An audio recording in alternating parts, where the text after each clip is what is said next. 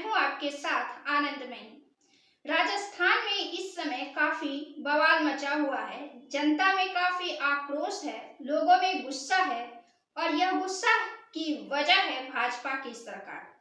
जी हाँ, भाजपा की सरकार ने कुछ ऐसा कारनामा कर दिया है जिस वजह से जनता में काफी आक्रोश है। दरअसल कांग्रेस की सरकार में बनाए गए जिलों को भाजपा की सरकार ने खत्म कर डाला है, जिसमें 9 जिले और 3 संभाग हैं जिन्हें भाजपा की सरकार ने अब समाप्त कर दिया है।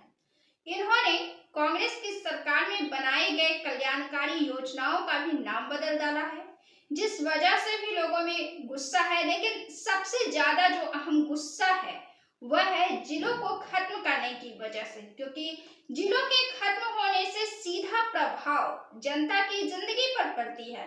नाम बदल देने से बहुत अधिक प्रभाव तो जनता की जिंदगी पर नहीं पड़ती है, लेकिन जिलों को खत्म कर देने से आम जनता की जिंदगी सीधा प्रभावित होती है और इस वजह से उनमें काफी आक्रोश है।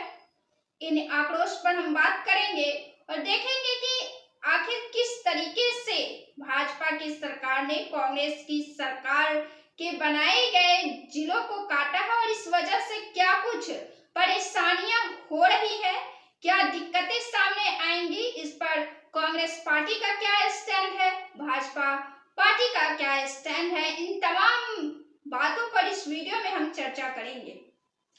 भाजपा की सरकार पिछले साल दिसंबर माह में सत्ता में आई थी। राजस्थान में वर्तमान में भजनलाल शर्मा की सरकार है, वे मुख्यमंत्री है।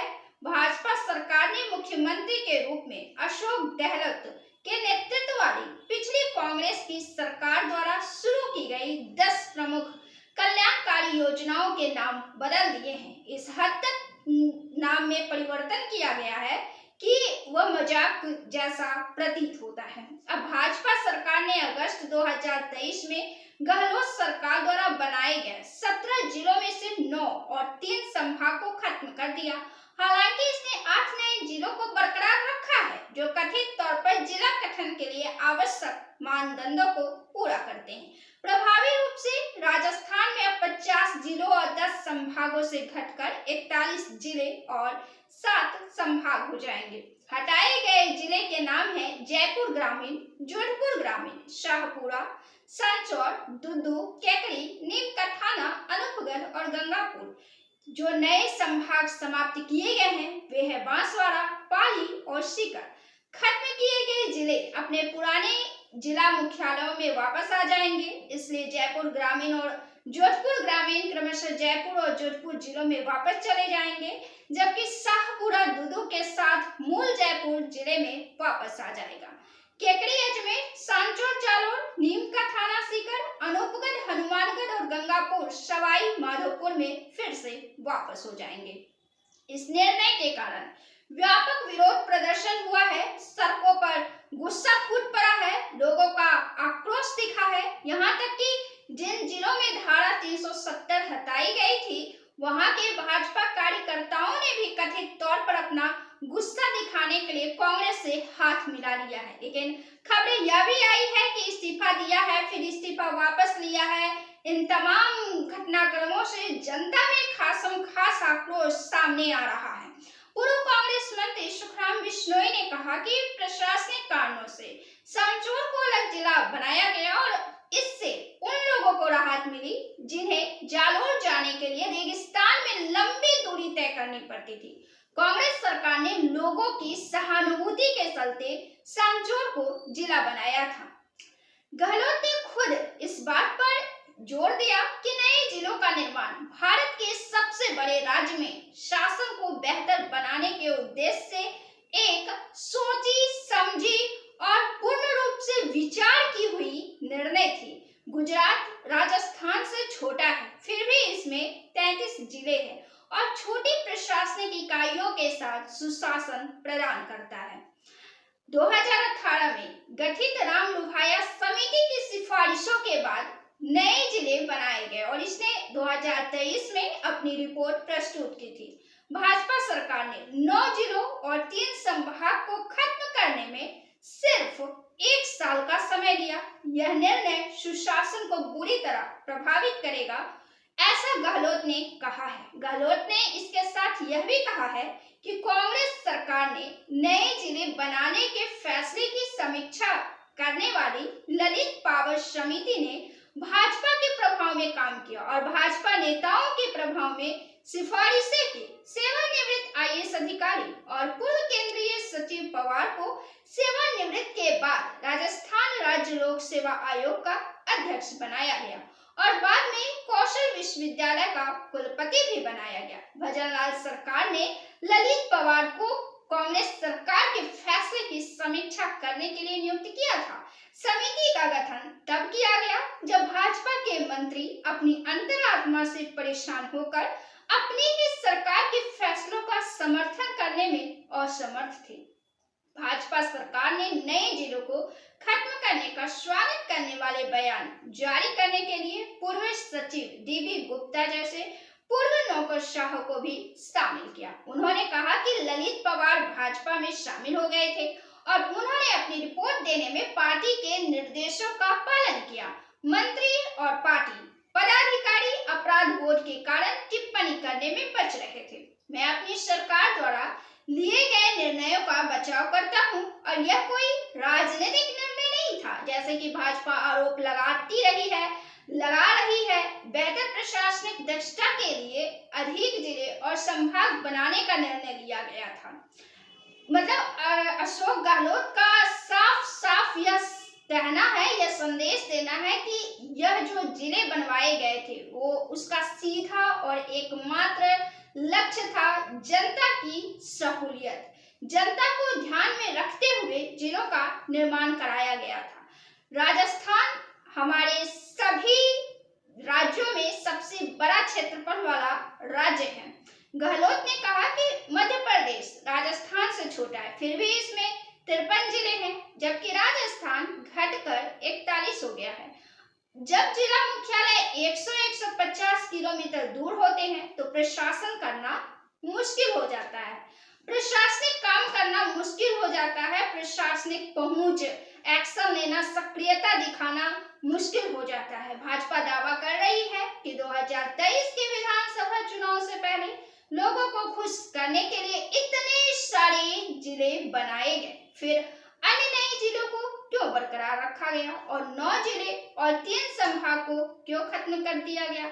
इससे यह साफ पता चलता है कि भाजपा सरकार भी मानती है कि जिलों का गठन एक प्रशासनिक आवश्यकता थी। प्रदेश कांग्रेस अध्यक्ष गोविंद सिंह डोटासरा ने कहा कि 9 जिलों को खत्म करके भाजपा ने जनहित से ज्यादा राजनीतिक हित को प्राथमिकता दी है। उन्होंने कहा भाजपा ने उन नए जिलों को नहीं छुआ जहां वह राजनीतिक रूप से मजबूत है, लेकिन उन जिलों को खत्म कर दिया जहां कांग्रेस मजबूत थी। विपक्ष के नेता टीकाराम जूली कहा कि भाजपा सरकार ने बदले की राजनीति का रास्ता अपनाया है। उन्होंने कहा कि 9 जिलों को खत्म करने के बजाय भाजपा सरकार सीमा समायोजन कर सकती थी। उन्होंने कहा जब हम दोबारा सत्ता में आएंगे तो हम इन जिलों को बहाल करेंगे और आगे बढ़कर और जिले बनाएंगे। भाजपा नेता दावा कर रहे हैं कि नए जिले 2023 में होने वाले विधानसभा चुनाव में वोट के लिए बनाए गए हैं। कानून मंत्री जोगाराम पटेल ने कहा, एक बात दोस्तों यहाँ ध्यान देने वाली बात है कि वोट के लिए जिले बनाए गए, यह दावा कांग्रेस पर आरोप के तौर पर भाजपा की तरफ से किया जा रहा है, लेकिन वोट भी तो तभी मिलते हैं। वोट के लिए भी अगर सरकार कोई काम करती है तो सीधा तौर पर राजनीतिक हित में यह देखा जाता है कि ये वोट लेने के लिए यह काम किया गया, लेकिन अप्रत्यक्ष रूप से उस काम से जनता को फायदा होता है। तभी तो जनता को फायदा पहुंचाकर वोट लेने के लिए नए बदलाव किए जाते हैं। तो भले ही कांग्रेस की सरकार जनता से वोट के लालच में इन जिलों का निर्माण की हो, लेकिन जनता को तो इससे फायदा हुआ ही है। जनता की दिक्कतें तो खत्म हुई ही है और यह सीधा जिला बनाने और जिला काटने से जो जनता के जीवन पर दिन प्रतिदिन हर दिन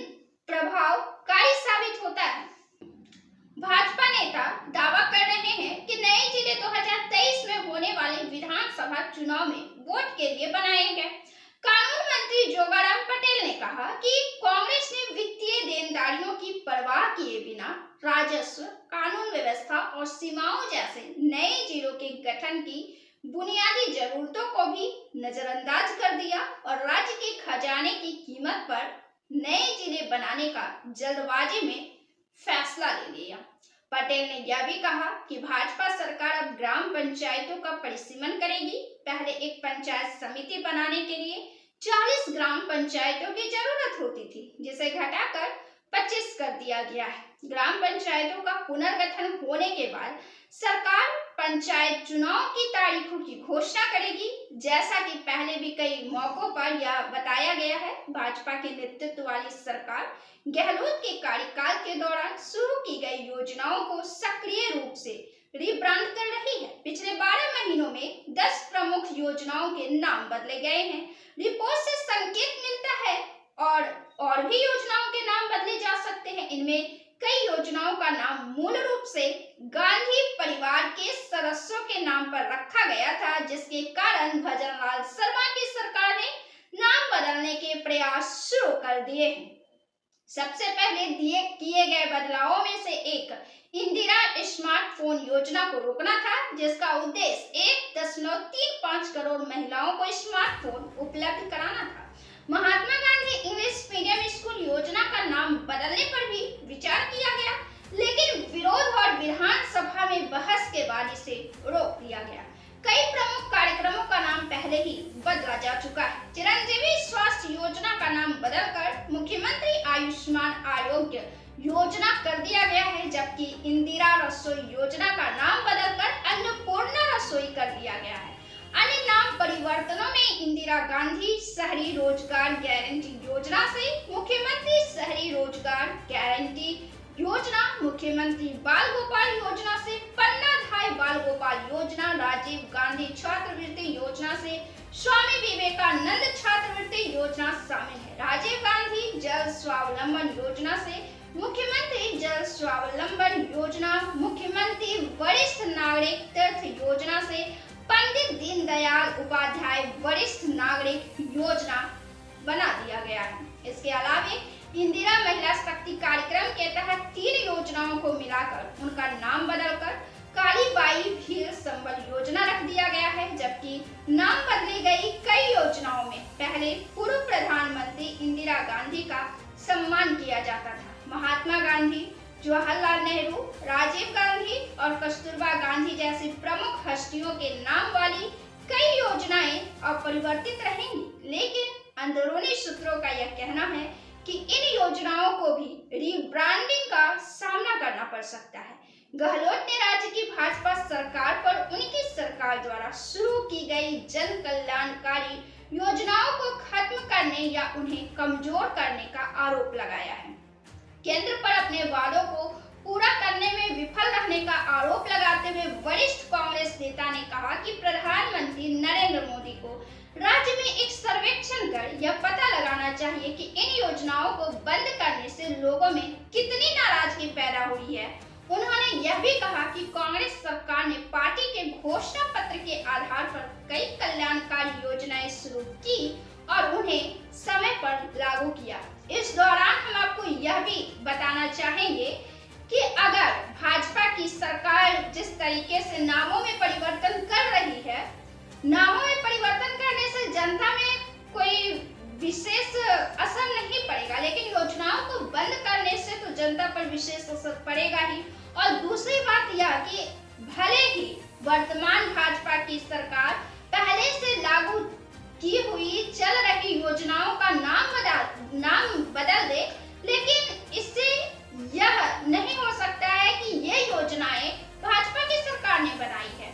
हाँ, जनता मतभ्रमित हो सकती है कि यह योजनाएं किस सरकार द्वारा चलाई गई है, क्योंकि नाम स्पष्ट तौर पर जवाहरलाल नेहरू, इंदिरा गांधी, इन नामों से स्पष्ट हो जाता है कि ये योजनाएं कांग्रेस सरकार द्वारा चलाई गई है। और भाजपा की सरकार ने जिन योजनाओं का नाम बदला है उससे स्पष्ट होता है कि यह भाजपा की सरकार द्वारा बनाए गए हैं। स्पष्ट होता ही है, किसी में नहीं भी होता है, लेकिन जो जानकार है, जो शिक्षित वर्ग है, वे जानते हैं कि किन योजनाओं को किन सरकार ने बनाया है और दौर है, व्यापकता का दौर है। ऐसे में यह छिप नहीं सकता है कि किस योजना को किस सरकार ने बनाया है। लेकिन सरकार नई योजनाएं अगर लाती है तो सरकार की व्यापकता समाज पर पड़ती है और सरकार लोकप्रिय होती है। जनता का रुझान अपनी सरकार की तरफ होता है, लेकिन नाम बदल देने से तो कोई भी रुझान जनता का सरकार की तरफ नहीं हो सकता है, बल्कि एक शिक्षित वर्ग तो यह जानता ही है, यह निकाल ही सकता है और व्यापक इसका प्रचार प्रसार भी होता है कि किन योजनाओं को किन सरकार ने लागू किया है। अपने प्रधानमंत्री मोदी को इस सिलसिले में एक पत्र भी लिखा कि राजस्थान की जनता के बीच अध्ययन कराने को कहा। उन्होंने कहा कि इस प्रकार राजस्थान में कांग्रेस सरकार ने पूरे देश के सामने एक उदाहरण पेश किया था जिसका लाभ जनता को मिला। भाजपा सरकार ने कांग्रेस सरकार की सभी योजनाओं को बंद कर दिया है या कमजोर कर दिया है, जिससे जनता में तीखी प्रतिक्रियाएं हो रही हैं। 9 जिलों को खत्म करने के फैसलों के बाद 7 जिला कलेक्टर और पुलिस अधीक्षक फिर से नियुक्त करना पड़ेगा। कोटपुतली, बहरोड, नीमका थाना, केकड़ी, शाहपुरा, संचौर, गंगापुर और अनूपगढ़ के कलेक्टरों को फिर से नियुक्त करना होगा। जयपुर और जोधपुर ग्रामीण जुजू में नए कलेक्टरों की नियुक्ति नहीं की गई है, जिसके परिणाम स्वरूप नौकरशाही में बड़े पैमाने पर फेरबदल करना होगा। गहलोत ने सरकार से प्रधानमंत्री मोदी को इस सिलसिले में हस्तक्षेप करने को लेकर पत्र लिखा है और उन्होंने साफ तौर पर यह कह दिया है कि आप सर्वे करा लीजिए कि इस योजनाओं को बंद करवाने से या सरकार द्वारा लिए गए इन फैसलों से जनता में व्यापक तौर पर कैसा प्रभाव पड़ रहा है, जनता के जिंदगी पर क्या प्रभाव पड़ रहा है। सर्वे में यह साफ साफ पता चल जाएगा। राजस्थान में भाजपा सरकार द्वारा उठाए गए इस कदम के बारे में आपकी क्या राय है? आप क्या सोचते हैं? आप कैसे देखते हैं?